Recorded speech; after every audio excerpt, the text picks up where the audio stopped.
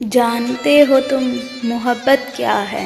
جب وہ تمہیں زندگی سے نکال دے اور تم اپنے دل کو چیرتی ہوئی تکلیف کے باوجود لبیک کہو، جب وہ بنا تمہارے قصور کے تمہیں اگنور کرے اور تم اس پر بھی صبر کر لو لیکن تم سے ان کے خلاف کچھ سوچا نہ جائے، جب ان کے خلاف کچھ بولنا چاہو تو تمہاری زبان، اور جب لکھنا چاہو تو تمہارے ہاتھ بغاوت کر جائیں لیکن تم سے ان کے خلاف کچھ سوچا نہ جائے، جب کوئی ان کے خلاف کچھ بول جائے تو تم ان کی عزت اور حرمت کی خاطر اس انسان سے لڑ جاؤ۔